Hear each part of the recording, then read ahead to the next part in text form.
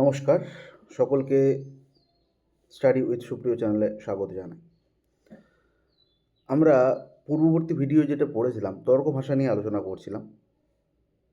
তো আমরা দেখুন ন্যায় দর্শন অনুযায়ী যে ন্যায় দর্শনের যে গ্রন্থ যেটা সহজবোধ্য মানে সহজে অধ্যয়ন করা যায় সেই জন্য কেশব মিশ্র রচনা করেছেন, যার নাম হচ্ছে তর্ক ভাষা। তো সেই তর্ক ভাষা গ্রন্থের যে আমরা 16টা পদার্থ, ন্যায় বৈশেষিক মতানুসারে যেমন 7টা পদার্থ আমরা দেখতে পাই, তেমনই হচ্ছে অনুরূপভাবে আমরা দেখতে পাচ্ছি 16টা পদার্থ কার না ন্যায় দর্শনে। ঠিক আছে, ন্যায় দর্শনের যে সেটা তর্ক ভাষা গ্রন্থে কিন্তু সেটা দেখানো হয়েছে এবং সেই 16 প্রকার মানে পর্যন্ত আমরা আলোচনা করেছি। এর পরে থেকে আজকে আলোচনা করব আমরা। তো দেখুন, প্রথমে আমরা এবার প্রমাণ নিয়ে আলোচনা করব। প্রমাণ আগেও প্রমাণ আছে, প্রমাণটা বলে নিই একটু। প্রমা কি বলছে? প্রমাণ যে বিষয় সেটা বলা হচ্ছে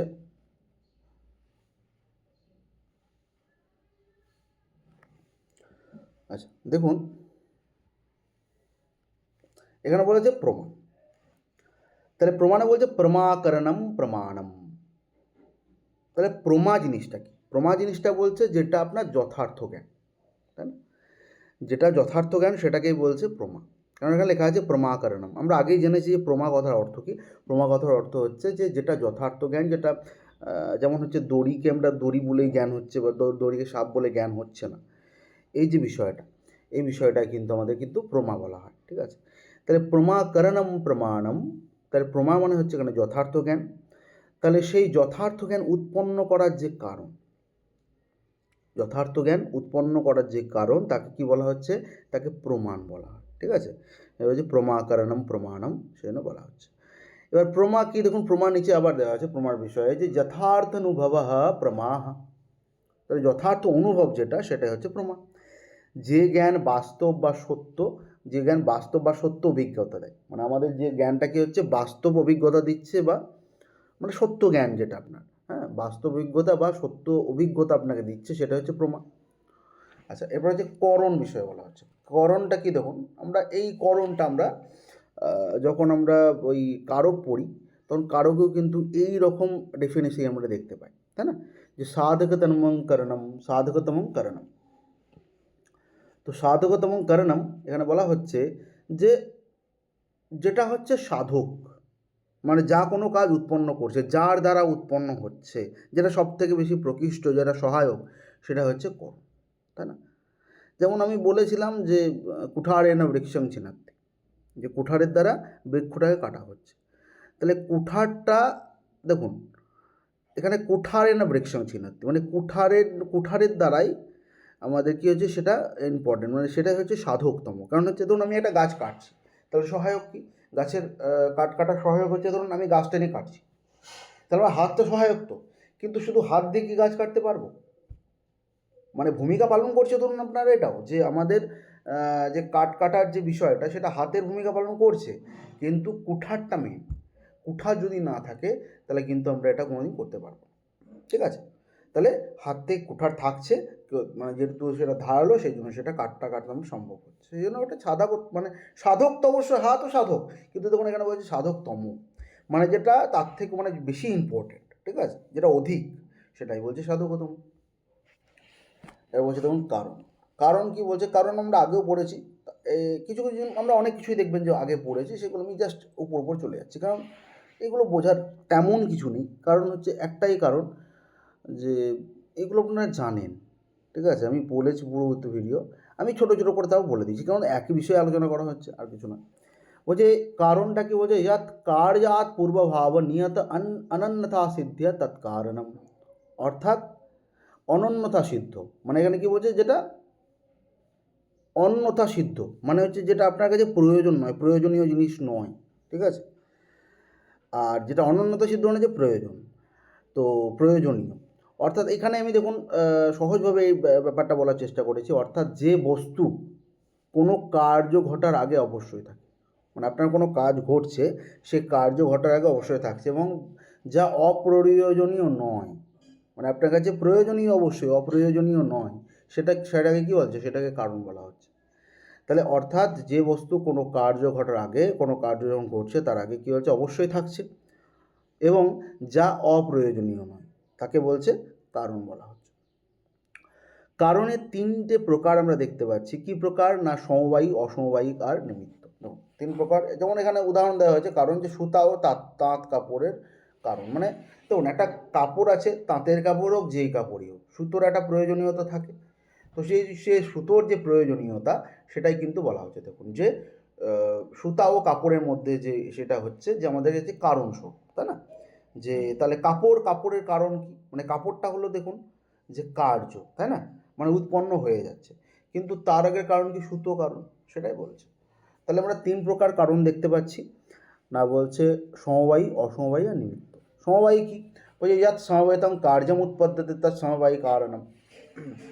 মানে যার মধ্যে সমবায় সম্পর্ক থাকে। সমবায় সম্পর্ক আমি বলেছি যে যেটা আপনার কি হচ্ছে, যেটা থাকলে মানে আপনার আমি যদি সুতো খুলে নিই, ধরুন কাপড় থেকে একটা করে সুতো খুলে নিই, তাই না? তাহলে সেই কাপড় থাকবে না, তার গুণাগুণ নষ্ট হয়ে যাবে। তো সেটাই হচ্ছে সমবায়, যেটা ওই মানে বিষয়ে থাকছে, মানে ওখানেই একদম সমবায় সম্বন্ধ, মানে সমবায় সম্বন্ধ থাকছে, মানে একত্রভাবে থাকছে, যেটা সরালে আমাদের তার যে কার্যগুণ সেটা নষ্ট হয়ে যাবে। ঠিক আছে? তাহলে ইয়াত সমবেতম কার্যম উৎপদ্যতে তার সমবায় কারণম হলো, যার মধ্যে সমবায় সম্পর্ক দ্বারা কার্য উৎপন্ন হয় তাকে সমবায় কারণ। যেমন সুতা কাপড়ের সমবায় কারণ, বুঝতেই পারছেন দেখি। অসমবায়ী কারণ কি? বলছে যে কারণ সমবায়ী কারণের মধ্যে থাকে, যা কার্য উৎপন্ন করতে সাহায্য করে। মানে দেখুন সুতোর যে সংযোগ সেটা হচ্ছে কাপড়ের অসমবায় কারণ। মানে শুধু সংযোগ হচ্ছে, সুতোর যে সংযোগ পরে তৈরি হয়ে যাচ্ছে সেটা আলাদা, কিন্তু যে সংযোগ স্থাপন প্রথমে করা হচ্ছে সেটা হচ্ছে অসমবায়। মানে সংযোগ করলেই তো তৈরি হয়ে যায় না সঙ্গে সঙ্গে, কিন্তু সুতোর দরকার। দেখুন সুতোর দরকার, কিন্তু তার সঙ্গে রয়েছে সেটা। মানে এটাই কিন্তু প্রশ্ন, মানে যখন পরীক্ষায় প্রশ্ন দেবে এটা এরকমভাবেই দেয় যে আপনাদের সুতোর মধ্যে যদি বলে যে সুতো এবং কাপড়ের মধ্যে কী সম্পর্ক, বলে সমবায় কারণ। ঠিক আছে? যদি বলে সংযোগ, যদি কথাটা অ্যাড করে দেয়, তাহলে বলবেন যে সেখানে অসমবায় কারণ। ঠিক আছে? আর নিমিত্ত কারণ কি বলছে দেখুন। নিমিত্ত কারণ বলা হচ্ছে যে যা সমবায়ী নয়, যা অসমবায়ী নয়, কিন্তু কার্য উৎপন্ন করতে সাহায্য করে, সেটাই নিমিত্ত কারণ। যেমন তাঁত কাপড়ের নিমিত্ত কারণ, যে তাঁত যেটা সেটা এখানে নিমিত্ত কারণ হিসেবে দেখানো হচ্ছে। তাহলে এখানে উদাহরণস্বরূপ কি বলা হচ্ছে, যে তাঁত কাপড়ের নিমিত্ত কারণ, কাপড়ের ক্ষেত্রে কারণ। সমবায় কারণ হচ্ছে, তাহলে আমরা কী দেখলাম? সুতো। অসমবায় কারণ হচ্ছে সুতো সংযোগ। তাহলে সুতো যদি বলে তাহলে সমবায় কারণ, সুতার যদি সংযোগ বলে বা সুতোর সংযোগ বলে তাহলে বলবো কি? অসমবায় কারণ। নিমিত্ত হচ্ছে তাঁত। তাহলে হচ্ছে এটা অসমবায়। দেখুন এটা মানে একদম অ্যাটাচেও থাকছে না, আবার সংযোগেও থাকছে না, তাই না? তাঁত মানে তাঁতের কাপড়, মানে তাঁত কাপড়, মানে এখানে বলছে যে তাঁত যে রয়েছে, বা তাঁত না দিয়ে যদি আমি বলে দিই যে ধরুন তাঁতটা কথা না বলে তাঁতি বলে দিচ্ছি, যে কাপড় বুনছে। ঠিক আছে? সেটাও যদি বলি আমরা, তাহলে তাঁতি হিসেবে যদি আমরা চিন্তা ভাবনা করি, তাহলে দেখুন তাঁতি ছাড়া কিন্তু কাজটা হবে না। সুতো ছাড়া মেন কারণ কি? সুতো। সেই জন্য হচ্ছে কি এটা সমবায় কারণ। সুতো সংযোগ সেটা হচ্ছে অসমবায় কারণ। নিমিত্ত কারণ কি? নিমিত্ত কারণ হচ্ছে তিনিও থাকছেন, যে তাঁতি সেও থাকছে, মানে সে ছাড়া কাপড় হবে না। কিন্তু সেটা তাঁতি তো আর সেই কাপড়ের মধ্যে ঢুকে বসে থাকছে না, তো সেই জন্য সমবায়ী কারণও নয়, অসমবায়ী কারণও নয়, এটাকে নিমিত্ত কারণ বলা হচ্ছে। প্রমাণের প্রকার দেখুন। তাহলে প্রমাণ বলছে ন্যায় দর্শন মতানুসারে, বলছে যে প্রমাণ চার প্রকার বলা হচ্ছে। একটা হচ্ছে প্রত্যক্ষ প্রমাণ, অনুমান প্রমাণ, উপমান প্রমাণ আর শব্দ প্রমাণ। তারপরে দেখুন প্রত্যক্ষ প্রমাণ কি বলছে। বলছে সাক্ষাৎকারী প্রমাকরণম প্রত্যক্ষ, মানে যেটা যে প্রমাণ দ্বারা প্রত্যক্ষ জ্ঞান হয়। প্রত্যক্ষ জিনিসটা আমি বলেছি যে যথার্থ জ্ঞান, কিন্তু যথার্থ প্রত্যক্ষ মানে হচ্ছে এখানে শুধুমাত্র দেখা নয়, তত্ত্বগত জ্ঞান আপনারা জানেন যে স্পর্শের অনুভূতি, চোখের দ্বারাও দেখা, ঠিক আছে, কানের দ্বারা শোনা, সেটাও কিন্তু সব কিন্তু প্রত্যক্ষই। ঠিক আছে? দর্শন হিসেবে এগুলোকে প্রত্যক্ষ হিসেবেই গণ্য করা হয়। সাক্ষাৎকার জ্ঞান হচ্ছে দুই প্রকার, বলছে সবিকল্পক, নির্বিকল্পক। পড়েছেন আপনারা আগে। প্রত্যক্ষ জ্ঞানের কারণ তিন প্রকার। দেখুন বলছে আমরা যে প্রত্যক্ষ করছি, আমাদের যে জ্ঞান উৎপন্ন হচ্ছে, তাত্ত্বিক জ্ঞান উৎপন্ন হচ্ছে, সেটার কারণ কি? সেই কারণটাকে 3 প্রকার দেখানো হয়েছে। কি না বলছে, একটা হচ্ছে ইন্দ্রিয়, একটা হচ্ছে ইন্দ্রিয় বস্তুর সংযোগ। তাহলে প্রথমত কি হলো? প্রথমত হচ্ছে ইন্দ্রিয়, দ্বিতীয়ত হচ্ছে ইন্দ্রিয় বস্তুর সংযোগ, তৃতীয়ত হচ্ছে জ্ঞান। ঠিক আছে, ইন্দ্রিয় বস্তুর সংযোগ আর জ্ঞান। বেশ, এবার হচ্ছে ষড়বিদ সন্নিকর্ষ। আমি বলেছি ষড়বিদ সন্নিকর্ষ বিষয়ে বলে দিয়েছি, সেই জন্য আমি খুব আলোচনা করছি না, এটা জাস্ট উপর বলে দিচ্ছি। দেখুন যে 6 প্রকার আমরা দেখতে পাচ্ছি: সংযোগ, সংযুক্ত সমবায় সন্নিকর্ষ, সংযুক্ত সমবেত সমবায় সন্নিকর্ষ, সমবায় সন্নিকর্ষ, সমবেত সমবায় সন্নিকর্ষ, বিশেষ্য বিশেষণ ভাব। ঠিক আছে, আমি এগুলো নিয়ে খুব একটা আলোচনা আমি আলাদা করে লিখিনি, কারণ হচ্ছে যে এটার বিষয়ে আমি আলোচনা করে দিয়েছি, একই বিষয়। ঠিক আছে, অনুমান প্রমাণ দেবো। তাহলে এটা তো প্রত্যক্ষের বিষয় আমরা দেখলাম, এবার হচ্ছে অনুমান বলছে। অনুমানে বলছে লিঙ্গ পরামর্শ অনুমান। লিঙ্গ মানে যে চিহ্ন, এখানে যে লিঙ্গ সম্পর্কে জ্ঞান দ্বারা যে সিদ্ধান্তে পৌঁছানো যায়। ঠিক আছে, লিঙ্গ মানে কোনো চিহ্নের দ্বারা, কোনো বিষয়ের দ্বারা কি বলছে, যখন আপনি কোনো সিদ্ধান্ত উপনীত হচ্ছেন তাকে বলছে যে সেই সিদ্ধান্ত তাকে অনুমান বলছে, যার দ্বারা অনুমান করা হয় তাকে, মানে যার দ্বারা আপনি অনুমান করছেন সেটাই হচ্ছে অনুমান প্রমাণ।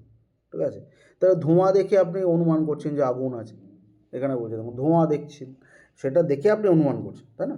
সেই জন্য এখানে কি বলছে, ধোঁয়া দেখে আগুনে অনুমান করা, এটা হচ্ছে আমাদের কাছে অনুমান প্রমাণ। লিঙ্গ, লিঙ্গ বলছে যে ব্যাপ্তি ভলেনার্থগমনম লিঙ্গম, মানে ব্যাপ্তির ভিত্তিতে যে চিহ্ন কোনো বিষয়কে বোঝায়। ব্যাপ্তি আমি বলেছি নিয়ত সহচর্য, যে এটা থাকলে ওটাও থাকবে। তো ব্যাপ্তির ভিত্তিতে কি বলছে, যে চিহ্ন কোনো বিষয়কে বোঝায়, একটা চিহ্ন কোনো একটা বিষয়কে বোঝাবে, সেটা হচ্ছে লিঙ্গ। যেমন ধোঁয়া আগুনের লিঙ্গ, তাই না? মানে আপনার একটা বিষয়ের একটা চিহ্নের দ্বারা, কী চিহ্ন? ধোঁয়ারূপী চিহ্ন। মানে এখানে বলছে যে ওখানে ধোঁয়া আছে, পর্বতে ধোঁয়া আছে, তাহলে দেখে কি বুঝতে পারছেন যে পর্বতে ধোঁয়া আছে মানে কি? অগ্নি আছে, আগুন আছে। তাহলে এই যে আগুন, সেটা হচ্ছে আমাদের কাছে লিঙ্গ। তাহলে এটাই তো বলছে যে ব্যাপ্তির মাধ্যমে, মানে যাত্রা যাত্রা ধূম তাত্র তাত্র বাণী, এই যে উদাহরণ ব্যাপ্তি নিয়ত সাহচর্য, এর ভিত্তিতে কী হচ্ছে, যে চিহ্ন কোনো বিষয়কে বোঝায়, কোনো বিষয়কে বোঝাচ্ছে, তাকে কি বলা হচ্ছে? লিঙ্গ বলছে। ব্যাপ্তি কি? ব্যক্তি বলছে যে নিয়ত সাহচর্য, আমি আগেই বললাম যে যেখানে দুটি বস্তু সবসময় একসঙ্গে থাকে সেই নিয়মকে ব্যক্তি বলে। যেখানে ধোঁয়া সেখানে অগ্নি। পরামর্শ কি?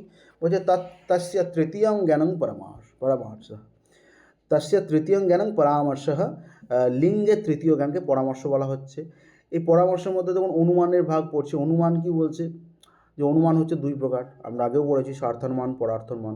স্বার্থানুমান কী জিনিস আমরা পড়েছি, যে নিজের দ্বারা অনুমান করা স্বার্থানুমান, আর অপরের দ্বারা অনুমান করা হচ্ছে পরমার্থানুমান, আর কিছুই না।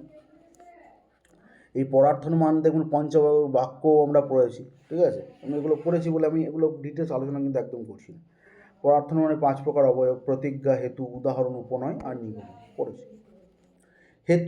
হেতুর দেখুন 3 প্রকার, এটাও পড়েছি যে আমরা হেতু 3 প্রকার হিসেবে দেখেছি। একটা হচ্ছে অন্বয় ব্যতিরেকী, শুধুমাত্র অন্বয়ী, শুধুমাত্র ব্যতিরেকী। তাহলে এই আমরা 3 প্রকার কিন্তু পেলাম। কি? যে হেতুর হচ্ছে 3 প্রকার আমরা বলতে পারি। একটা হচ্ছে অন্বয় ব্যতিরেকী, একটা হচ্ছে শুধুমাত্র অন্বয়ী, আর একটা হচ্ছে শুধুমাত্র ব্যতিরেকী।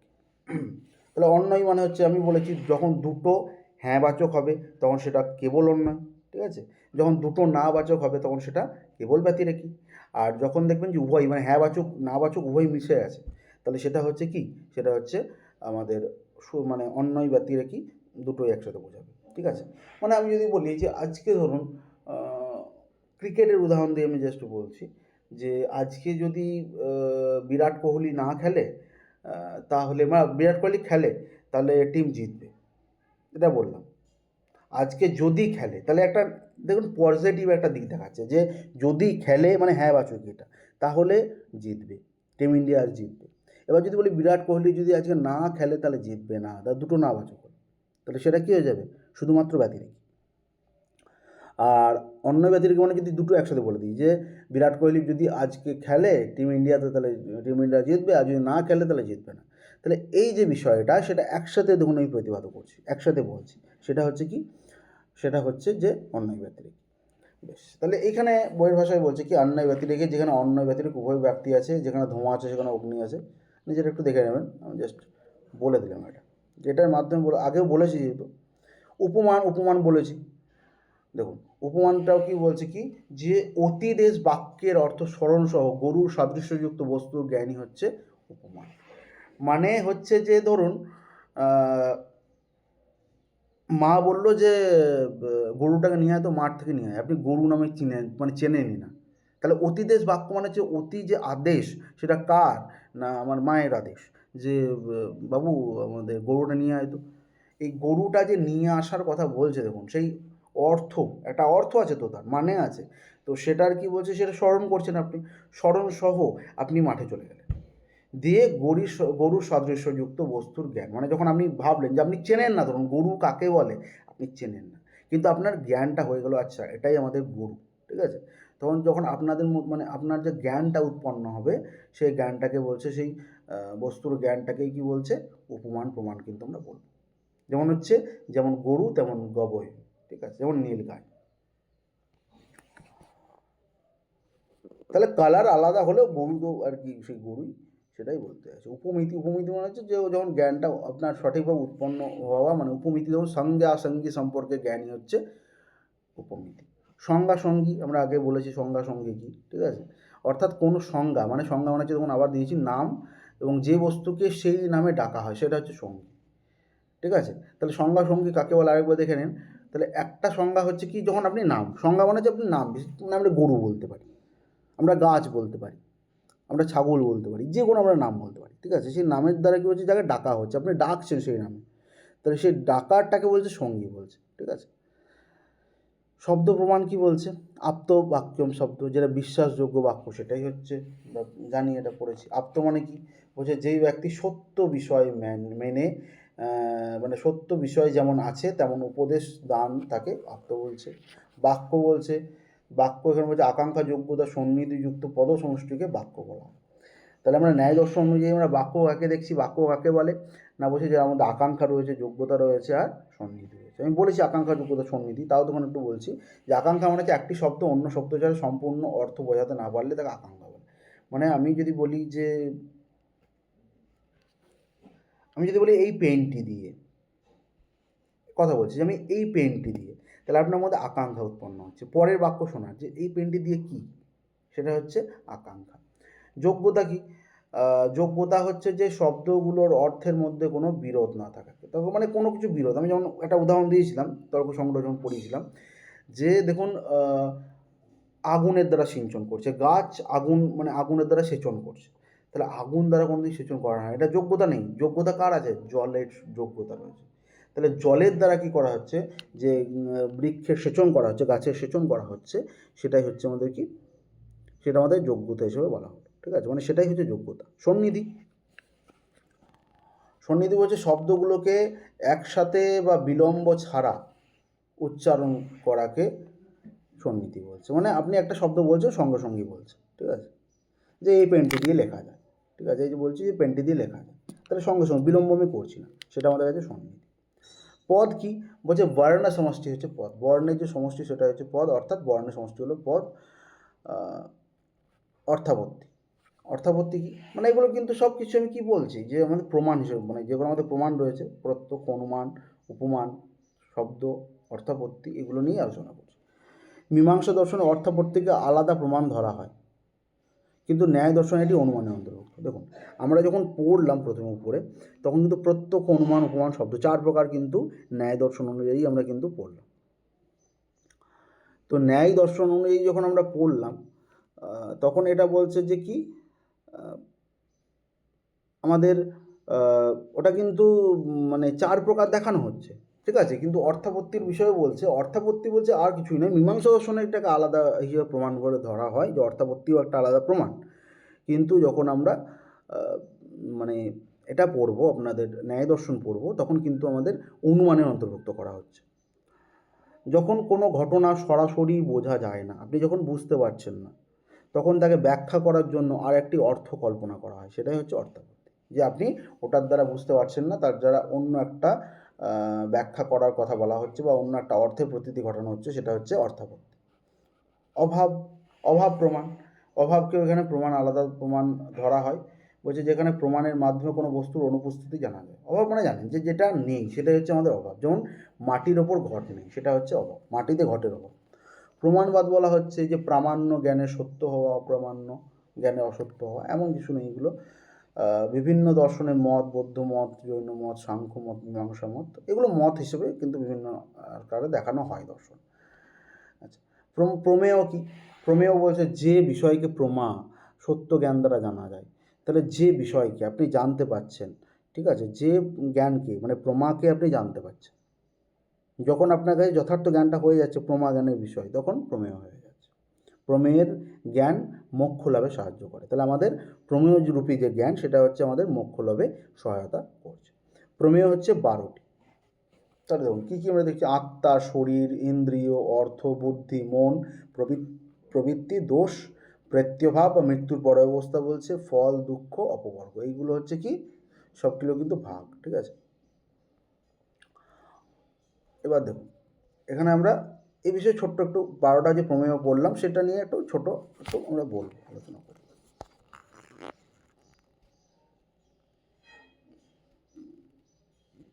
তাহলে প্রথমে আমরা আত্মা বিষয়ে বলছি, যে হচ্ছে যেখানে আত্মা কি, যেখানে আত্মার আত্মত্ব জাতি তাকে আত্মত্ব জাতি থাকে। আত্মাত্ম মানে আত্মরূপী জ্ঞানের যে জাতি থাকে সেটাকে বলছে আত্মা বলছে। আত্মার বৈশিষ্ট্য কি না, আত্মার বৈশিষ্ট্য বলছে দেহ ও ইন্দ্রিয় থেকে পৃথক। তাহলে আত্মা হচ্ছে আমাদের কিন্তু দেহ আর ইন্দ্রিয় থেকে কিন্তু আলাদা।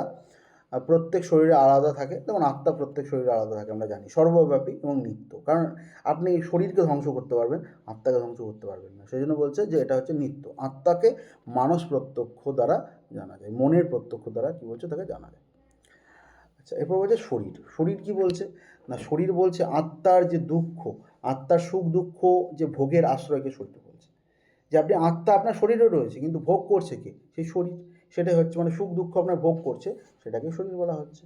অন্য সংজ্ঞা বলছে যেখানে চেষ্টার আশ্রয় থাকে, যেখানে চেষ্টার আশ্রয় থাকছে সেটা হচ্ছে শরীর। চেষ্টা অর্থ বলছে উপকার লাভ, অপকার দূর করার জন্য করা কাজ, ঠিক আছে। ইন্দ্রিয় কি বলছে যে শরীরের সঙ্গে যুক্ত যে জ্ঞান উৎপন্ন, শরীরের সঙ্গে যুক্ত মানে শরীরের সঙ্গে যুক্ত থাকছে এবং শরীরের সঙ্গে যুক্ত যে জ্ঞান উৎপন্ন করার মাধ্যম। তাহলে শরীরের সঙ্গে মানে জ্ঞানটাকে উৎপন্ন করছে, ইন্দ্রিয়ই উৎপন্ন করে। কিন্তু অন্য কিছু বিষয় আপনার দেখুন, আপনার ঠান্ডা লাগছে না গরম লাগছে সেটা আপনার ইন্দ্রিয়, ত্বক মানে ত্বকরূপী ইন্দ্রিয় আপনার কাছে। আপনি শুনতে পাচ্ছেন মানে সেটা সাউন্ডটা বেশি না কম, হ্যাঁ, সেটা কিন্তু ইন্দ্রিয়ই আপনাকে কিন্তু নির্ধারণ করে দিচ্ছে। ইন্দ্রিয় হচ্ছে 6 প্রকার। তাহলে ঘ্রাণেন্দ্রিয়, রসনা, চক্ষু, ত্বক, শ্রোত্র, এগুলো বলা হচ্ছে। মন, ইন্দ্রিয় ও তাদের কাজ বলছে। ঘ্রাণেন্দ্রিয়, দেখুন ঘ্রাণেন্দ্রিয়কে কাজ যে গন্ধ অনুভব করা, এটা হচ্ছে ঘ্রাণেন্দ্রিয়র কাজ। স্থান হচ্ছে নাকের অগ্রভাগে। রসনা, রসনা হচ্ছে জীব আর কি, হ্যাঁ, যেটা হচ্ছে যে স্বাদ অনুভব করার ইন্দ্রিয়, জিহ্বার অগ্রভাগে মানে আগের ভাগটা, ঠিক আছে। আচ্ছা, মানে এই সামনে যে ভাগটা আমরা বলছি সেই হচ্ছে আর কি। ত্বক ইন্দ্রিয়, স্পর্শ অনুভব করার ইন্দ্রিয়। স্থান হচ্ছে পুরো শরীরে, আপনি পুরো শরীরে ত্বকের একটা ব্যাপার, মানে পুরো শরীর জুড়ে তো সেই ত্বক, মানে আপনি যেখানেই আপনার পায়ে গরম জল ঢেলে দেওয়া হোক আর হাতে ঢেলে দেওয়া হোক বা মাথায় ঢেলে দেওয়া হোক, আপনার কিন্তু সেই অনুভূতিটা হবে। শ্রোত্র ইন্দ্রিয়, শব্দ শোনার ইন্দ্রিয়। স্থান হচ্ছে কানের ছিদ্র। মন, সুখ দুঃখ ইত্যাদি উপলব্ধির স্থান, হৃদয়ের ভেতরে থাকে। অর্থের অন্তর্গত 6টি দ্রব্য পদার্থ রয়েছে। আচ্ছা, দ্রব্য গুণ কর্মসামান্য বিশেষ সমবায়, এগুলোকে বলছে অর্থ হিসেবে কিন্তু এখানে দেখানো হচ্ছে। দ্রব্য আমরা পেয়েছি, ঠিক আছে, যা সমবায় কারণ অথবা গুণের আশ্রয়। 9টা দ্রব্য, তর্ক সংগ্রহ আমরা আগেই পড়েছি 9টা দ্রব্য বিষয়। এবার দেখুন আমরা যার মধ্যে পৃথিবীত্ব জাতি আছে তাকে বলছে পৃথিবী। যার মধ্যে জলত্ব জাতি আছে সেটা হচ্ছে জল, যেমন নদী, শরীর, বরফ, শিলাবৃষ্টি ইত্যাদি। তেজকেও আমরা নিত্য অনিত্য ভেদে দেখতে পাচ্ছি। অনিত্য তেজ আবার 4 প্রকার। আচ্ছা, সেই ভাগগুলো আমি আর বলিনি, ঠিক আছে, আমার দরকার নেই এখানে। আমি ওইখানে তেজের যে আরও 4টি ভাগ বলেছি সেটা একটু দেখে নেবেন, তর্ক সংগ্রহে বলেছি। বায়ু হচ্ছে যার সঙ্গে বায়ুত্বের সমবায় সম্পর্ক থাকে, সেটা হচ্ছে বায়ু। বায়ুর আবার 9টা, এবার দেখুন বায়ুর হচ্ছে 9টা গুণ বলছে। তাহলে কি কি না, আমরা শুধুমাত্র জানতাম যে বায়ুর হচ্ছে হয়তো মানে স্পর্শটাই হচ্ছে যে তার গুণ, বলছে না, স্পর্শ আছে, সংখ্যা আছে, পরিমাণ, পৃথকত্ব, সংযোগ, ঠিক আছে, বিভাগ, পরত্ব, অপরত্ব, বেগ, এগুলো সবগুলোই আছে। আকাশ বলছে যার গুণ আছে, মানে সেই জন্য আমরা তর্ক সংগ্রহে দেখেছিলাম শব্দ গুণগম আকাশম। আকাশের আবার গুণ বলছে যে কি শব্দ, সংখ্যা, পরিমাণ, এর 6টা ভাগ। হ্যাঁ, এই সংখ্যাগুলো একটু মনে রাখবেন। তাহলে শব্দ পেলাম, সংখ্যা পেলাম, পরিমাণ পেলাম, পৃথকত্ব, সংযোগ, বিভাগ। আকাশ হচ্ছে একটাই, ঠিক আছে, এবং নিত্য, আপনি আকাশকে ধ্বংস করতে পারবেন না, সর্বব্যাপী, সব জায়গায়। আপনি লন্ডনে থাকলেও আকাশকে দেখতে পাবেন, আপনি পশ্চিমবঙ্গে থাকলেও আকাশকে দেখতে পাবেন, আপনি যেখানেই থাকুন না কেন আপনি আকাশকে দেখতে পাবেন। কাল হচ্ছে কি, যে পরত্ব অপরত্ব দ্বারা যা অনুমান, ঠিক আছে, পরত্ব অপরত্ব বলে দিয়েছি, যে দূরত্ব আর নিকটস্থ যে পরত্ব অপরত্ব বোঝায়, ঠিক আছে, তো সেটাই হচ্ছে কাল। কালের 5টি গুণ, না বলছে সংখ্যা, পরিমাণ, পৃথকত্ব, সংযোগ, বিভাগ। কাল এক, নিত্য, সর্বব্যাপী। একটাই কাল বলছে, মানে কাল কী হচ্ছে, যে কালটা যেটা রয়েছে সেটাকে একটা রূপে দেখানো হচ্ছে, যে একটাই কাল, নিত্য, সেটা সেটা নিত্য এবং সেটা সর্বব্যাপী আর কি। দিশা, দিক, এক, নিত্য, সর্বব্যাপী। 5টা গুণ আছে, সংখ্যা, পরিমাণ, পৃথকত্ব, সংযোগ, বিভাগ। আত্মা, আত্মা বলছে যার সঙ্গে আত্মত্বের সম্পর্ক, সমবায় সম্পর্ক আছে তাকে আত্মা বলা হয়। মন বলছে যার সঙ্গে মনত্ব জাতীয় সমবায় সম্পর্ক আছে তাকে মনন বলা হয়। মনের 8টি গুণ, সংখ্যা, পরিমাণ, পৃথকত্ব, সংযোগ, বিভাগ, পরত্ব, পরত্ব, সংস্কার। গুণ যার দ্বারা মানে যার সাধারণ দ্বারা যুক্ত, যা সাধারণ, যেটি সাধারণ রূপে যুক্ত, অসমবায়ী কারণ এবং কর্ম নয়, সেটাই হচ্ছে গুণ, মানে যে সমবায় সম্পর্কে থাকে, সহজ কথা, সেটা হচ্ছে গুণ। গুণের চার্ট আমরা এটাও দেখেছি, 24 প্রকার গুণের। রূপ, রস, গন্ধ, স্পর্শ, সংখ্যা, পরিমাণ, পৃথকত্ব, সংযোগ, বিভাগ, পরত্ব, অপরত্ব, গুরুত্ব, দ্রব্যত্ব, স্নেহ, শব্দ, বুদ্ধি, সুখ, দুঃখ, ইচ্ছা, দেশ, প্রযত্ন, ধর্ম, অধর্ম, সংস্কার। তাহলে এগুলো আমি জাস্ট উপর চলে যাচ্ছি, দেখুন, ঠিক আছে, কারণ আমি ডিটেলিং করেছি আগে। তাহলে রূপ বলছে কি যার দ্বারা যা চক্ষু দ্বারা দেখা যায় সেটা হচ্ছে রূপ। যা জিহ্বা দ্বারা অনুভব করা যায় তাকে বলছে কি রস। এখানে কি বলছে আর কি, গন্ধ, দেখুন কি বলছে, গন্ধ বলছে যা নাক দ্বারা অনুভব করা যায় সেটা হচ্ছে গন্ধ। গন্ধ 2 প্রকার, যে সুগন্ধ আর দুর্গন্ধ, বা সুরভি অসুরভি আমরা দেখেছিলাম, সেখানে একই ব্যাপার, সুগন্ধ আর দুর্গন্ধ। স্পর্শ কি বলছে যার যা ত্বক দ্বারা অনুভব করা যায়, যেটা ত্বকের দ্বারা আমি অনুভব করতে পারছি সেটা হচ্ছে স্পর্শ। স্পর্শ হচ্ছে 3 প্রকার, বলছে একটা শীত, দেখুন একটা শীতরূপী স্পর্শ হতে পারে, ঠিক আছে, একটা উষ্ণরূপী স্পর্শ হতে পারে, আর একটা কি, যে শীত মানে অনুষ্ণা শীত, ঠিক আছে। তাহলে একটা আমরা কী দেখলাম, শীতরূপী, একটা উষ্ণ, একটা অনুষ্ণা শীত। জলে শীত স্পর্শ, জলে কি থাকে, শীতরূপী, মানে জলের যে গুণ সেটা হচ্ছে ঠান্ডা। তেজে, যেটা মানে আপনার আগুনের মধ্যে যেটা মানে মানে তার যে গুণাগুণ, ঠিক আছে, সেটা হচ্ছে উষ্ণ। এবারে আপনারা বলবেন যে না, জল তো গরমও হয়, কোথাও কোথাও দেখেছি, সেটা তো সংস্পর্শে এসে, সেটা উষ্ণতার সংস্পর্শে এসে গরম হচ্ছে, কিন্তু আসলে জলের ধর্ম কি, শীতলতা। তেজের ধর্ম কি, উষ্ণ। বায়ু, পৃথিবী ও বায়ুতে অনুষ্ণা শীত থাকে, বলছে অনুষ্ণ শীত, মানে শীত মানে গরম নয় আর কি। সংখ্যা কি, যার দ্বারা 1, 2 ইত্যাদি বোঝা যায় সেটা হচ্ছে সংখ্যা। পরিমাণ কি, যার দ্বারা মাপ বোঝা যায়, যেমন হচ্ছে অণু, এটা 4 প্রকার আমরা পড়েছি আগের দিন, যে অণু, মহৎ, দীর্ঘ, হ্রস্ব। পৃথকত্ব, যার দ্বারা বস্তু আলাদা বোঝা যায় সেটা হচ্ছে পৃথকত্ব, মানে পৃথক আমরা যেটাকে বলি। 2 প্রকার, এক পৃথকত্ব, আর এখানে বলছে কি যে দ্বিপৃথকত্ব। সংযোগ, 2 বস্তুর মিলনের কারণকে সংযোগ বলা হচ্ছে। সংযোগ হচ্ছে 3 প্রকার, বলছে অন্যতর কর্মজ, উভয় কর্মজ, আর সংযোগজ। বিভাগ কি, বিভাগ হচ্ছে বস্তু আলাদা হওয়ার যে কারণ, যে কারণস্বরূপ বা আলাদা হওয়ার, সেটা হচ্ছে বিভাগ। এটিও 3 প্রকার, বলছে অন্যতর কর্মজ, উভয় কর্মজ, আর বিভাগজ। পরত্ব অপরত্ব কি, বলছে দূরত্ব, নিকটস্থ বোঝার কারণকে পরত্ব পরত্ব বলে। 2 প্রকার, দিকজনিত, একটা হচ্ছে কালজনিত। গুরুত্ব, এগুলো দেখুন ডেফিনেশন, যেহেতু কটা ভাগ, তার মানে কী রকম ভাগ, মানে ভাগগুলো মনে রাখেন, বোঝার তো কিছু নেই সেরকম, সেই জন্য ভাগগুলো আমি জাস্ট বলে দিচ্ছি। গুরুত্ব, প্রথম পতনের অসমবায়ী কারণ হচ্ছে গুরুত্ব, বুঝিয়েছেন সেটাই। এটি পৃথিবী ও জলে থাকে। দ্রব্য, প্রথম প্রবাহের অসমবায়ী কারণ দ্রব্যত্ব। এটি পৃথিবী, তেজ ও জলে থাকে। স্নেহ, চিকনতা বা লেপ্টে থাকার গুণকে স্নেহ বলে, এটি শুধু জলে থাকে। শব্দ, যা কানে শোনা যায় তাকে শব্দ বলা হয়, এটি আকাশের বিশেষ গুণ। কোনো বিষয়কে প্রকাশ করার জ্ঞানকে কী বলছে, বুদ্ধি বলছে। ঈশ্বরের বুদ্ধি নিত্য, অন্যদের অনিত্য। সুখ, আনন্দ ও প্রীতিকে সুখ বলা হয়। দুঃখ, ব্যথা বা কষ্টকে দুঃখ বলা হয়। ইচ্ছা, রাগ বা আকাঙ্ক্ষাকে ইচ্ছা। দেশ বুঝে ক্রোধকে দেশ বলছে। উৎসাহ বা চেষ্টাকে প্রযত্ন বলা হচ্ছে। ধর্ম অধর্ম যে সুখ দুঃখের যে বিশেষ কারণকে, সুখ দুঃখরূপী বিশেষ কারণ, সেটা হচ্ছে ধর্ম অধর্ম।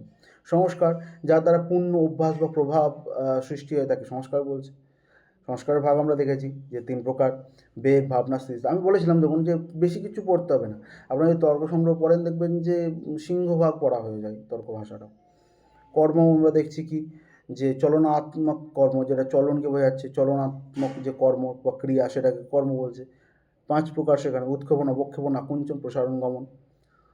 সাধারণ বলছে যার দ্বারা একই রকম ধারণা সৃষ্টি হয়, যেটা সাধারণ আর কি, সেটা হচ্ছে সাধারণ বা জাতি। বিশেষ, বিশেষ হচ্ছে নিত্য, নিত্য দ্রব্যে থাকে। অযৌত সিদ্ধ, তাহলে সমবায় সম্পর্কে অযৌত, মানে যেটা আপনার ভেঙে দিলে আপনার গুণাগুণ নষ্ট হয়ে যাচ্ছে, সেটা হচ্ছে মানে ভাঙা যাবে না, সেটা হচ্ছে সমবায় সম্পর্ক, যেটা সেটা হচ্ছে অযৌত সিদ্ধ পদার্থ। অভাব, অভাব আমরা দেখেছি যেটা হচ্ছে যে সপ্তম পদার্থ, আমরা পড়েছি বৈশেষিক দর্শনে, তর্ক সংগ্রহে। অভাব হচ্ছে 2 প্রকার: সংসর্গ অভাব আর অনন্য ভাব প্রথমত। তারপরে সেটাকে সংসর্গ ভাবকে আবার 3 প্রকার ভাগে ভাগ করা হচ্ছে, ঠিক আছে? তাহলে প্রাগভাব, প্রধ্বংসভাব আর অত্যন্ত ভাব, মোট হচ্ছে অভাব 4 প্রকার। তাহলে আমি বলেইছিলাম যে প্রাগভাব মানে উৎপত্তির আগে যেটা নেই, মানে আমি এখন ক্লাস রেকর্ড করছি, আমি ধরুন যখন আমি হয়তো 7টা থেকে ক্লাস রেকর্ড করতে শুরু করছি ধরছি, কিন্তু আমি 7টা মানে 6:59 আমার অভাব ছিল, সেটা হচ্ছে প্রাগভাব, ঠিক আছে? এখানে যেমন হচ্ছে সুতোতে কাপড় না থাকা, মানে কাপড় মানে সুতো রয়েছে কিন্তু কাপড়টা তৈরি হয়নি, তাহলে কি কাপড়ের অভাব রয়েছে, সেরকম।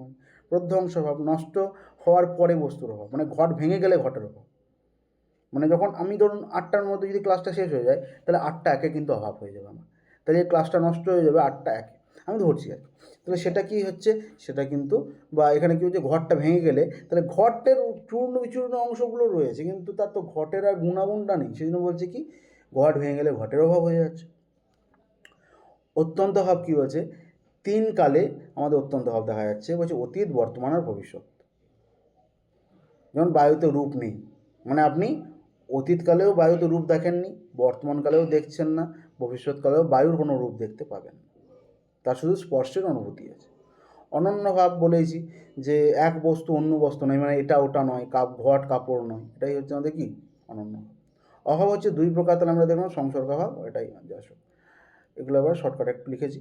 এবার বুদ্ধি, বুদ্ধি কী বলছে, বুদ্ধি জিনিসটা বলছে অর্থের প্রকাশই বুদ্ধি। আপনি যখন অর্থের প্রকাশ করছেন, অর্থাৎ কোনো বিষয় সম্পর্কে আপনার জ্ঞান হওয়াকে বলছে বুদ্ধি বলছে, কোনো বিষয়ে আপনি জ্ঞান প্রাপ্তি হচ্ছে আপনার, সেটা হচ্ছে বুদ্ধি।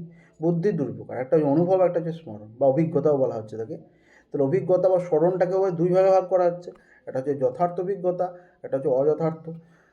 আমরা বলতে পারি, এটাও বলতে পারি যে যথার্থ অনুভব, অযথার্থ অনুভব। যথার্থ অনুভব কি, যে জ্ঞান বাস্তবের বিরোধী নয়, মানে বাস্তব মানে যেটা বাস্তবিক আর কি, সেটা হচ্ছে যথার্থ। আর যে জ্ঞান বাস্তবের সাথে মিলে থাকে না এবং প্রমাণ থেকে উৎপন্ন হয় না, তাকে অযথার্থ বলা হয়। অযথার্থ অভিজ্ঞতা বা 3 প্রকার বা অনুভব 3 প্রকার, এটাও আমরা মানে সবই দেখেছি, হ্যাঁ, তর্ক সংগ্রহে। সংশয়, তর্ক, বিপর্যয়। সংশয় কি বলছে, একটি বস্তুতে পরস্পর বিরোধী ধর্মের জ্ঞান হওয়াকে সংশয় বলা হয়। সংশয় আবার 3 প্রকার বলছে: সাধারণ ধর্ম দেখার কারণে, বিরোধী বাক্য শোনার কারণে, বিশেষ ধর্ম দেখা না হওয়ার কারণে। তর্ক কি বলছে, অপ্রিয় ফলের সম্ভাবনা, যেটা আপনার প্রিয় নয়, যেটা হচ্ছে অপ্রিয়, যেটা অপছন্দকর ফলের যে সম্ভাবনা দেখা যদি দেয়, সেটা হচ্ছে আপনার তর্ক, মানে আপনি চাইছেন না কিন্তু সেটা আসছে, সেটাই হচ্ছে তর্ক। বিপর্যয়, ভ্রম, তাহলে ওই যে বললাম ঝিনুককে রূপা মনে করা, এটাও পড়িয়েছি। স্মরণ হচ্ছে 2 প্রকার: যথার্থ স্মরণ, অযথার্থ স্মরণ। মন হলো অন্তঃকরণ, যেটা অভ্যন্তরীণ ভেতরে থাকে। প্রবৃত্তি, ধর্ম অধর্ম সৃষ্টি করে এমন বাক্য কে বলছে প্রবৃত্তি। দোষ হচ্ছে 3 প্রকার: রাগ, দ্বেষ। দেখুন দোষ হচ্ছে আমাদের যে রাগ করি আমরা, সেটা হচ্ছে আমাদের একটা দোষ, ঠিক আছে? তাহলে রাগ বা ইচ্ছা, দ্বেষ, ক্রোধ, মোহ, মিথ্যা জ্ঞান, মানে মিথ্যা জ্ঞানের বশবর্তী হয়ে আমরা মোহতে উৎপন্ন হয়, তাই না? ক্রোধকে দেশ বলছে, ইচ্ছা থাকলেই মানে আপনার ইচ্ছাটা পূরণ হচ্ছে না, তখন রাগ হচ্ছে। আর প্রেত্যভাব, মৃত্যুর পরে পুনর্জন্ম হওয়াকে, আবার যখন পুনর্জন্ম করছে সেটাকে প্রেত্যভাব বলছে। ফল, ফল বলছে দুঃখ ও সুখের যে অভিজ্ঞতা, তাকে ফল বলা হচ্ছে।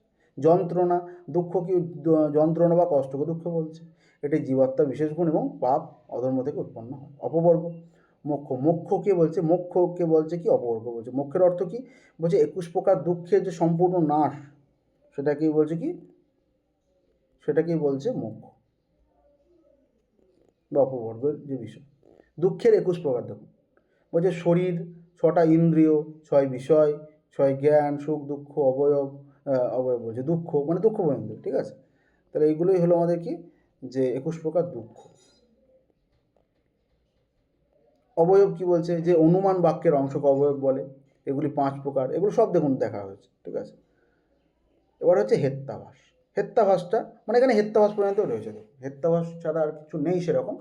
তো হেত্যাভাসটা কি আমি একটু বলে দিই, সেটা আমি তর্ক সংগ্রহেও বলেছিলাম। এখানে একটা হেত্যাভাসের একটু নামটা আলাদা আছে, সেটাকে অন্য নামে অভিহিত করা হচ্ছে, সেটা একটু বলে দিই, তাহলে দেখুন আমাদের মোটামুটি তর্ক ভাষাও কিন্তু শেষ হয়ে যাবে।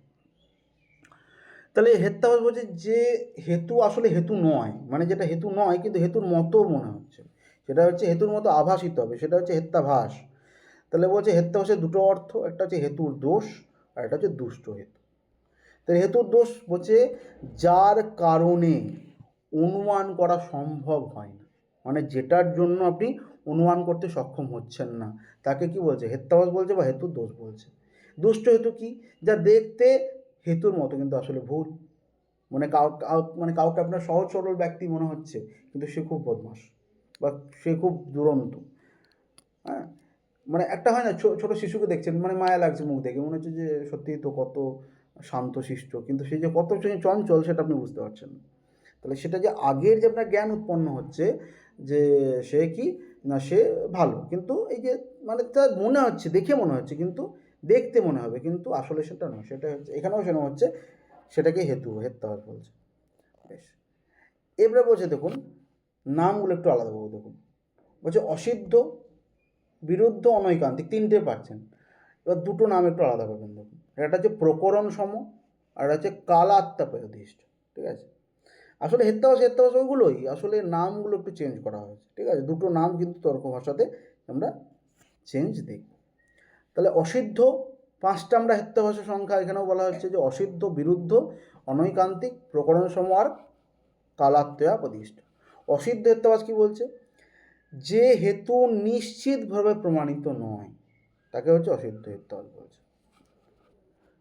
সেটা হচ্ছে আশ্রয়াসিদ্ধ, স্বরূপাসিদ্ধ, ব্যাপ্যতসিদ্ধ। তাহলে যেখানে হেতুর আশ্রয়ই নেই, মানে যেখানে আমরা পক্ষের আপনার অভাব রয়েছে, পক্ষেই আপনার অভাব থাকবে হেতু, সেটা হচ্ছে আশ্রয়াসিদ্ধ, আমরা পড়েছি। যেমন আকাশের পদ্ম সুগন্ধি, দেখুন তাহলে এখানে পক্ষ সাধ্য হেতু কোনটা, পক্ষ হচ্ছে আকাশ স্থান, ঠিক আছে, যে বিষয়ে আলোচনা করছে, পদ্ম বিষয়ে আলোচনা করছে, সেই জন্য এটা সাধ্য। আর হেতু বলছে তার সুগন্ধি। কিন্তু আমাকে বলুন যে এই যে সুগন্ধি, যেটা যে সুগন্ধি পদ্ম, সেটা কি আকাশে থাকে না, আকাশে কোনো পদ্ম ফোটে, ফোটে না। তাহলে যার আশ্রয়টাতেই অভাব থাকছে, সেটা হচ্ছে আশ্রয় সিদ্ধ। এবার হচ্ছে স্বরূপাসিদ্ধ, বলছে যেখানে হেতু আশ্রয়ের মধ্যে নেই, যে শব্দ অনিত্য কারণ তার চোখে দেখা যায়। তাহলে দেখুন এখানে কিন্তু আশ্রয় চেঞ্জ করে দিচ্ছে পুরো, ঠিক আছে। যেখানে হেতু আশ্রয়ের মধ্যে, মানে সেই হেতুটা আশ্রয়ের মধ্যে নেই এবং সেটা অন্য আশ্রয়ে থাকছে, কিন্তু বলছে অন্য আশ্রয়, মানে যেটা একটা আশ্রয়ে থাকার কথা সেটা অন্য আশ্রয়ে যখন বলে দেবে তখন সেখানে স্বরূপাসিদ্ধ হবে। যেমন দেখুন শব্দ অনিত্য, আমরা জানি শব্দ ঠিক আছে, শব্দ বলছি শেষ হয়ে যাচ্ছে, মেনে নিলাম, কিন্তু শব্দ কোনদিন চোখের দ্বারা দেখা যায়, আপনি কানের দ্বারা শুনতে পাচ্ছেন শব্দ, সেটা হচ্ছে স্বরূপাসিদ্ধ। ব্যাপ্যতা কি, যেখানে হেতুর সঙ্গে ব্যাপ্তি প্রমাণিত হয়, ঠিক আছে, সেটা হচ্ছে যে ব্যাপ্তি, মানে যেখানে ধোঁয়া সেখানে বহ্নি, ব্যাপ্তি প্রমাণিত, মানে প্রমাণিত নয় বলছে, প্রমাণিত মানে এখানে বলছে যেখানে হেতুর সঙ্গে ব্যাপ্তি প্রমাণিত হবে না, ঠিক আছে। যেমন হচ্ছে যেখানে ধোঁয়া সেখানে অগ্নি, এই রূপী জ্ঞান হবে না, সেটা হচ্ছে ব্যাপ্যতা সিদ্ধ। বিরুদ্ধ হেত্যাভাস, যেখানে হেতু সাধ্যের বিপরীতকে প্রমাণ করছে, মানে বিপরীত একদম বলছে, সেটা হচ্ছে কি, সেটা হচ্ছে বিরুদ্ধ। শব্দ নিত্য কারণ তার সৃষ্টি হয়েছে, তাহলে আমরা বলেছি, কিন্তু কোনো এখানে বিরুদ্ধচরণ কেন করা হচ্ছে, কারণ আমরা বলেছি যেটা সৃষ্টি আছে, যে বিষয়ের সৃষ্টি আছে তার বিনাশও আছে। তাহলে আমরা যদি শব্দকে বলি সৃষ্টিকারী, তাহলে সেটা ধ্বংসকারীও হবে, যেটা সৃষ্টি হবে, যেটা উৎপন্ন হবে, সেটা তার ধ্বংসও হয়। তাই শব্দ নিত্য বলছো ঠিক আছে, অপর পক্ষেই বলে দিচ্ছ কারণ তার সৃষ্টি হয়েছে, তাহলে এটা বিরুদ্ধ কথা হয়ে গেল, যেটা সৃষ্টি হয় সেটা হচ্ছে, সেটা নষ্ট হবে বা বিনষ্ট হবে, সেটা অনিত্য হবে। অনৈকান্তিক বলেছে যেহেতু অনিশ্চিতভাবে, অনৈকান্তিক অনিশ্চিতভাবে, মানে অনিশ্চিত, তাকে হচ্ছে অনৈকান্তিক বলছে। তাহলে আমরা দেখলাম যে সাধারণ অনৈকান্তিক, অসাধারণ অনৈকান্তিক, এই দুই প্রকার আমরা কিন্তু দেখতে পাচ্ছি। সাধারণ অনৈকান্তিক জিনিসটা কি বলছে, যেখানে হেতু পক্ষ, সপক্ষ, বিপক্ষে থাকছে, মানে হেতুটা পক্ষেও থাকছে, সপক্ষেও থাকছে, বিপক্ষেও থাকছে, সেটাই হচ্ছে আমাদের কাছে সাধারণ অনৈকান্তিক। শব্দ নিত্য কারণ তা প্রমেয়। অসাধারণ, আমি যেহেতু বলেছি এগুলো আর ভেঙে বেশি বলছি না, ঠিক আছে। অসাধারণ অনৈকান্তিক, যেখানে হেতু শুধু পক্ষেই থাকছে। পৃথিবী নিত্য কারণ এতে গন্ধ আছে। হেতুর 5 রূপ, দেখুন হেতুর 5টা রূপ, এটা মনে রাখবেন, ঠিক আছে। যে হেতুর হচ্ছে পক্ষ সত্য, সপক্ষ সত্য, বিপক্ষ ব্যবৃতত্ব, অবাধিত বিষয়ত্ব আর অসৎ প্রতিপক্ষত্ব। এই 5টির মধ্যে একটি না থাকলেও হেতু অযোগ্য হয়ে যায়, ঠিক আছে। তাহলে এই 5টা থাকতেই হবে। অনৈকান্তিক হেত্যাভাস, অনৈকান্তিক হেত্যাভাস 2 প্রকার, সাধারণ অনৈকান্তিক, অসাধারণ আমরা দেখলামই সেটা। আচ্ছা, মানে দেখুন সাধারণ বলছে কি, যেখানে হেতু পক্ষ সপক্ষ 3 ক্ষেত্রেই থাকে তাকে সাধারণ অনৈকান্তিক বলছে। যেমন শব্দ নিত্য কারণ তা প্রমেয়, আকাশের মতো। আচ্ছা, অসাধারণ বলছে কি, যেখানে হেতু শুধু পক্ষেই থাকে। দেখুন হেতুটা শুধুমাত্র পক্ষেই থাকবে, অন্য কোথাও থাকবে না, সেটা হচ্ছে কি সপক্ষ বিপক্ষে থাকবে না, সেটা হচ্ছে অসাধারণ অনৈকান্তিক। যেমন হচ্ছে পৃথিবী নিত্য, ঠিক আছে। পৃথিবী হচ্ছে ধরনের নিত্য, পৃথিবীর ধ্বংস নেই, আমি বলছি আর কি, বলে দিচ্ছি যে পৃথিবীর ধ্বংস নেই, কারণ এতে গন্ধ আছে।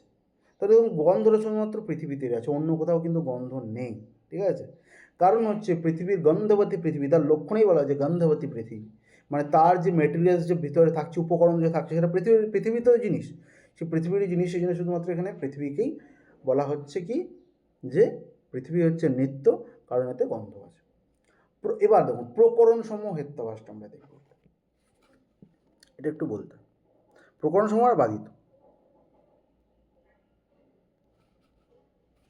বলছে যে হেতুর বিপরীত অর্থ প্রমাণ করার জন্য, যে হেতুটার যে বিপরীত, মানে যেটা মানে বোঝাবে তার উল্টো অর্থ প্রমাণ করার জন্য আরেকটা হেতু আসছে, সেটা হচ্ছে প্রকরণ সমূহ। সেটা হচ্ছে দেখুন প্রকরণ সমূহ হেত্যাভাস তাকে বলা হচ্ছে। এবার শব্দ অনিত্য কারণ এতে নিত্য ধর্ম নেই। তাহলে বলছে দেখুন শব্দ বলছে অনিত্য কারণ এতে নিত্য ধর্মতা নেই। তাহলে এই যে প্রমাণ করার জন্য কী হচ্ছে, আরেকটা হেতু আসছে, যে শব্দ অনিত্য বলল, কিন্তু কি বলছে তার পরিপ্রেক্ষিতে বলছে দেখুন কারণ এতে নিত্য ধর্ম নেই। তাহলে একটাকে প্রমাণ করার জন্য আর একটা বিষয় উপস্থাপন করা হচ্ছে, সেটা হচ্ছে প্রকরণ সমূহ হেত্যাভাস। বাধিত হেত্যাভাস বলছে, বাধিত আমরা পড়েছি নামটা, বাধিত হেত্যাভাসকেই কালাত্যাপদৃষ্ট হেত্যাভাস বলা হয়, ঠিক আছে। তাহলে এই যে এই জিনিসটা, এটা কিন্তু আপনার মনে রাখবেন একটু, পরীক্ষায় প্রশ্নও হতে পারে যে বাধিত হেত্যাভাস সেটা কী নামে অভিহিত, বা কালাত্যাপদৃষ্ট এটা অন্য কী নামে অভিহিত। যখন কোনো প্রমাণ, যেমন প্রত্যক্ষ প্রমাণ দ্বারা আগে থেকেই জানা যায় যে সাধ্য নেই, তাহলে আপনি আগে থেকেই জানতে পারছেন সাধ্য কী, সাধ্য জানেন, যে বিষয়ে আলোচনা করা হয় সেটাই হচ্ছে আমাদের সাধ্য। তাহলে আপনি আগে থেকেই জানছেন যে সাধ্য নেই, তবুও সেই হেতু দিয়ে প্রমাণ করার চেষ্টা করা হচ্ছে, তাও আপনি সেটাকেই প্রমাণ করার চেষ্টা করছেন, সেটাই হচ্ছে কি কালাপ্যাদিষ্ট বা বাধিত হেত্যাভাস। যেমন হচ্ছে আগুন ঠান্ডা কারণ তা সৃষ্ট হয়েছে জলের মতো।